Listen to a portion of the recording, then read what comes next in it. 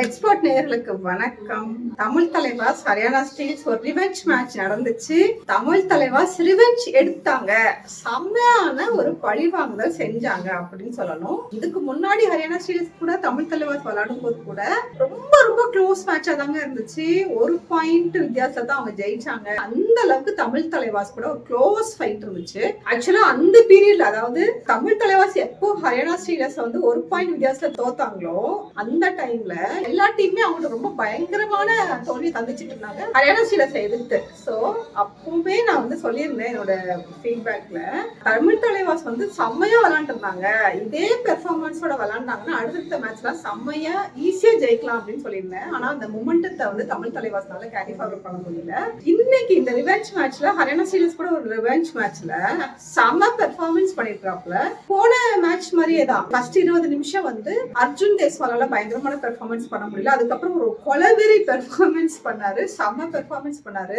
I think வந்து அர்ஜுன் தேஸ்வாலுக்கு வந்து மன்பிரீத் சிங்னா ஏதோ ஒரு வெறி இருக்குன்னு நினைக்கிறேன். மன்பிரீத் சிங்னா ஓட அடிக்கிறாரு, மத்த டீம்கிட்ட அப்படி பம்புறாரு, ஏன்னு தெரியல. ஏன்னா யூமும்பா கூட ரீசெண்டா வந்து அவர் விளையாண்ட விதத்தை பார்க்கும்போது இவரெல்லாம் எப்படிப்பா ரெய்டு மெஷின் சொல்றீங்க, இதெல்லாம் இவருக்கு பொருந்துமா அப்படிங்கிறது எனக்கு தோணுச்சுங்க. ஏன்னா அந்த அளவுக்கு ஒரு மோசமான பெர்ஃபார்மன்ஸ் கொடுத்து டீமும் தோத்துச்சு, அவரும் தோத்தாரு. அர்ஜுன் தேஸ்வாலை சொல்றேன்னா, சோ அப்படி இருக்கும்போது ஹரியானா ஸ்டீலர்ஸ் கூட போன மேட்ச்லயும் இருக்கட்டும் இந்த மேட்ச்லயும் இருக்கட்டும் முதல் 20 நிமிடங்களால அர்ஜுன் தேஸ்வாலை பெருசா பெர்ஃபார்ம் பண்ண முடியாம அதுக்கப்புறம் ஒரு அதிரடி காமிச்சாரு. அந்த அதிரடியில ஹரியானா ஸ்டீலர்ஸ் ஆடி போயிட்டாங்கன்னு சொல்லணும்.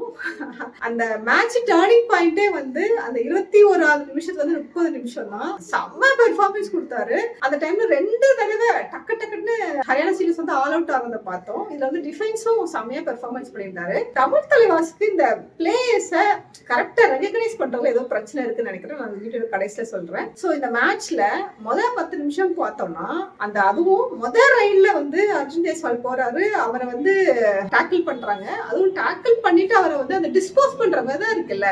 அப்பவே வந்து நான் நினைச்சேன் இந்த மேட்ச் அவ்வளவுதான். ஏன்னா அந்த அளவுக்கு அவங்க வந்து அவருக்கு வந்து அந்த ஒரு புஷ் பண்ற விதத்திலேயே உன்னோட கான்ஃபிடன்ட்ல ஒரு தூசு அப்படிங்கிற மாதிரி ஒரு புஷ் பண்ணியிருந்தாங்க அர்ஜுன் தேஸ்வால.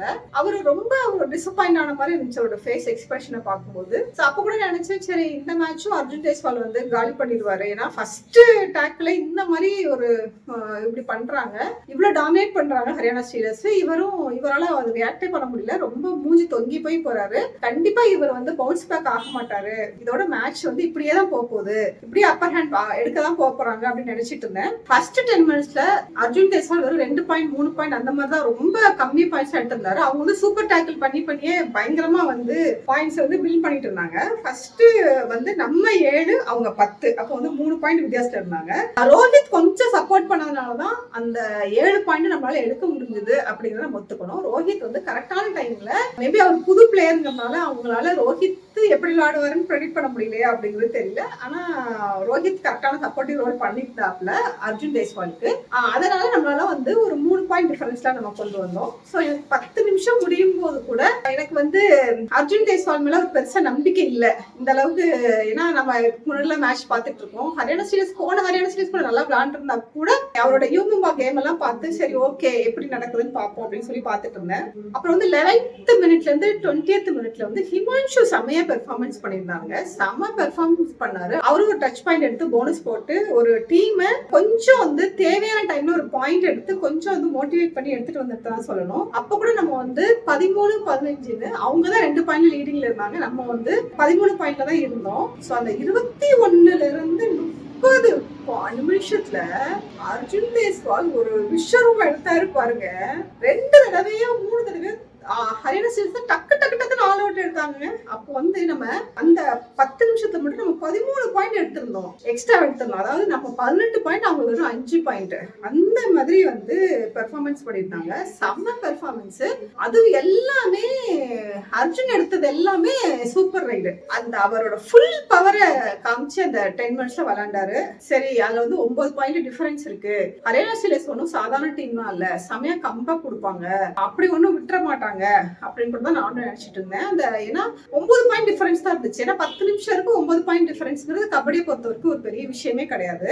அதுக்கப்புறமும் கடைசி லெக்குன்னு சொல்லுவாங்கல்ல, கடைசி 10 மினிட்ஸ்லயும் ஒரு சூப்பர் ரைடோட ஆரம்பிச்சு அந்த ஹரியானா ஸ்டீலர்ஸோட பேக் போனை, உங்களோட கான்பிடன்ஸை சுக்கு நூறா உடைச்சாரு. அப்போ வந்து விஷால் அப்படின்னு ஹரியானா ஸ்டீலர்ஸ் வந்து விஷால் வந்து ஒரு 4 பாயிண்ட் ரைட்ல எடுத்தாரு. அதெல்லாம் செமையா இருந்துச்சு. அப்போ கூட கொஞ்சம் ஒரு பதட்டம் இருந்துச்சு, ஐயோ என்னப்பா 4 பாயிண்ட்லாம் கொடுக்குறீங்களே அப்படின்னு சொல்லி. அப்புறம் வந்து கொஞ்சம் அப்புறம் திருப்பி தமிழ் தலைவாஸ் ஆல் அவுட் ஆனாங்க. ஏன்னா அந்த 4 பாயிண்ட் அவர் எடுத்ததுனால தமிழ் தலைவாஸ் ஆல் அவுட் ஆனாங்க. ஸோ அப்படியே கொண்டு வந்து 12 பாயிண்ட் வித்தியாசத்துல நம்ம ஜெயிச்சிருக்கோம்.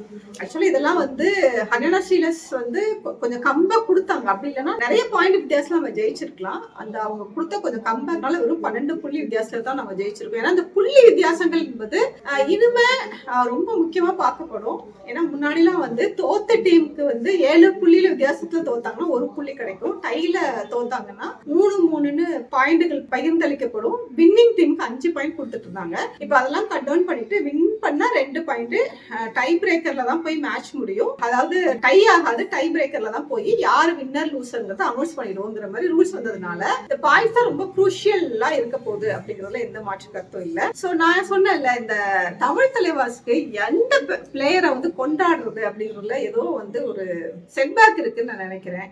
ஏன்னா நான் எல்லா மேட்சும் பாக்குறேன், தமிழ் தலைவாசை தாண்டி எல்லா மேட்சுமே பாக்குறேன். ஆக்சுவலா தமிழ் தலைவாசா நல்லா பெர்ஃபார்ம் பண்றது வந்து, நீங்க அர்ஜுன் தேஸ்வால்னு சொன்னீங்க, ஒத்துக்க மாட்டேன். நல்லா பெர்ஃபார்ம் பண்றது யாருன்னா நிதிஷ்குமார் தான். அந்த அளவுக்கு ஒரு கன்சிஸ்டன்ட் பெர்ஃபார்மரா இருக்காரு. ஆனா இதுக்கு முன்னாடி வந்து ஜெய்ப்பூர் பிங்க் பேந்தர்ஸ்ல ஜெயிச்சப்ப கூட அவரோட நிதிஷோட பெர்ஃபார்மன்ஸ் தான் ஒரு பிளாட்ஃபார்மா இருந்துச்சு. அதுக்கு மேலதான் அந்த பிளாட்ஃபார்மை யூஸ் பண்ணி தான் அர்ஜுன் தேஸ்வாலோட பெர்ஃபார்மன்ஸ் கொஞ்சம் இருந்துச்சு, இதை ஜெயிச்சாங்க அப்படின்னு இந்த மேட்ச் வந்து எல்லாத்துக்குமே தெரியும். ஒவ்வொரு மேட்ச்ல ஐ திங்க் நம்ம தோக்குற மேட்ச்னா கூட அதுல நிதிஷும் வந்து எப்படினாலும் வந்து ஒரு 5 பாயிண்டோ ஒரு 7 பாயிண்டோ எடுக்கிற நிலைமையில ஒரு கன்சிஸ்டன்ட் பெர்ஃபார்மரா இருக்காரு. அர்ஜுன் தேஸ்வால் அப்படி கன்சிஸ்டன்ட் பெர்ஃபார்மன்ஸா இருக்க முடியல.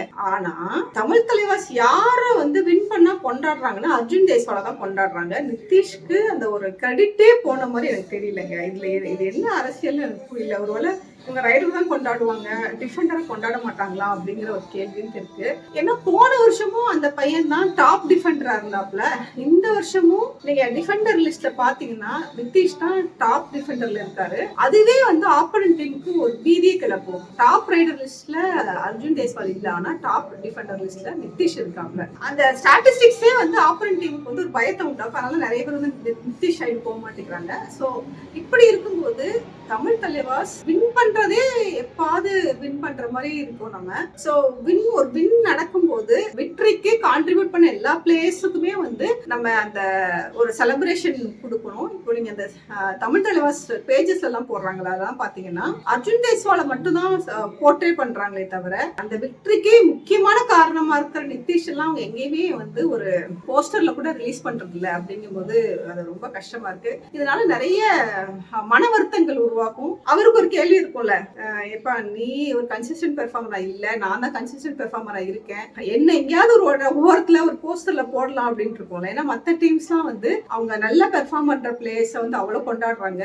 ஆனா நம்ம வந்து வெறும் அர்ஜுன் தேஸ்வாலை மட்டும் கொண்டாடும் போது இது ஒரு மிகப்பெரிய ஈகோ கிளாஷ்ல போய் முடியும். சோ நீங்க என்ன நினைக்கிறீங்க? தமிழ் தலைவாஸ் செஞ்சது சரியா? தமிழ் தலைவாஸ் பிளே ஆஃப்க்கு போகுமா அப்படின்னு நீங்க கமெண்ட் போடுங்க. நம்ம அடுத்த வீடியோல தமிழ் தலைவாஸ் பிளே ஆஃப் போகுமா அப்படிங்கறத நம்ம பேசலாம். நன்றி, வணக்கம்.